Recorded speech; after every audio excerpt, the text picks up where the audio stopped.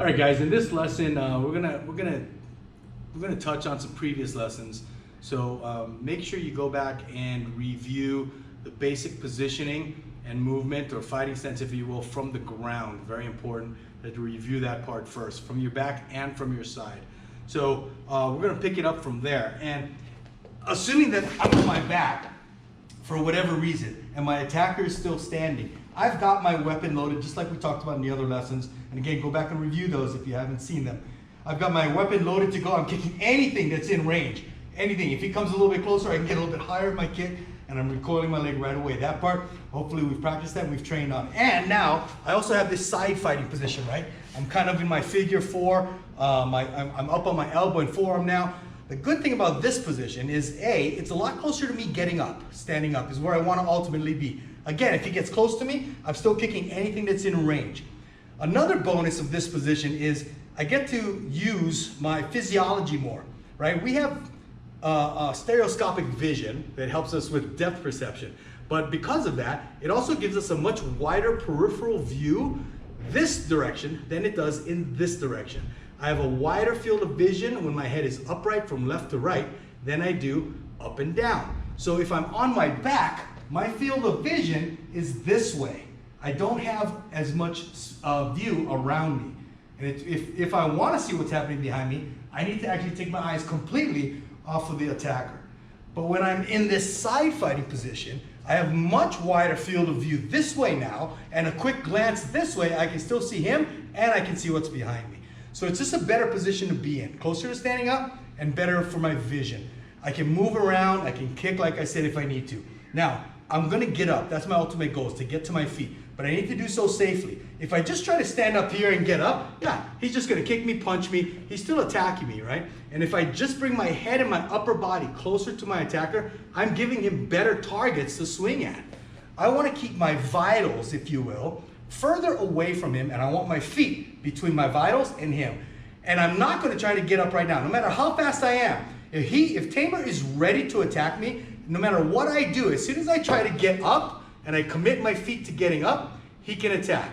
So I need to do it at the right time. So what do I need to get up? I need two things. I need space and I need time. Those two things go together. They go hand in hand. I don't have space right now, so I don't have time. Now, if Tamer were rocked onto his heels, let's say I give him a decent kick and he's on his heels, his body weight is back, this might be enough time for me to get up now. I still prefer to have a little bit more space because I'm racing the clock. I can fight when I'm on the ground. I can fight when I'm standing. It's that transition in between that makes it difficult. Come on this side, please, reverse angle. So I'm gonna buy myself a little bit of space and time before I even think about getting up. And how do I do that? I blast the kick, bang, knock him backwards. If he's taking several steps backwards after I kick him, immediately is when I'm gonna try to get up. And I mean immediately, because as he's moving backwards, it's really hard for him to change his momentum and come back at me in the moment. Now, as I get up, here's what I'm doing. From this position, after I kicked, I bought myself some space and time. I'm gonna take my kicking leg and I'm gonna plant it right down next to the sole of my shoe or my heel on my base leg. I'm gonna take my hand and I'm gonna pop my upper body up. Very important, I did not sit up because this brings my vitals closer to the attacker. I kept my vitals back here, I kept my hand up. My foot plants, my hand plants, and I lift my bottom off the ground. Now there's only 2 points of contact to the ground now. My kicking leg and my off hand, or my bottom hand I should say. From there, I'm gonna jump back behind my hand. And I wanna end in a fighting stance. Plant, jump back, and if I have to use both feet, I can. And I come up into a fighting stance. What I'm looking to do is to create some distance as I'm getting up. I don't want to create distance after I get up because that means my body weight's moving backwards. Here's a negative demonstration. I'm on the ground, I go to get up, my feet don't go far enough back, and I stumble back a few steps. In that moment, my attacker can be charging at me again, and I don't have a solid foundation to fight and defend myself. When I get up, I want my feet to go far enough back that I can plant my feet and blast forward if I need to. So I'm gonna support my hand and with my feet. And again, I can use both feet if I need to. Lift my bottom off the ground. Now I'm gonna push back that way and end in basically a 3-point football stance. Bang. My bottom leg ended up further behind me than my kicking leg.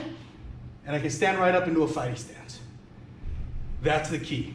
If you need an easier movement in the beginning, because it does take some flexibility, it does take some upper and lower body strength to do this, and if you're just starting, you might have to work into it. So I'm going to give you an alternative. From this position, if I give a good kick and I have enough space and time, I can take my guard hand and I can help me here. I can put both hands down under my base shoulder. This loses my protection if he's coming back at me. So I have to be aware, my eyes have to stay on the attacker at all times, and if I need to get back into this position, I will.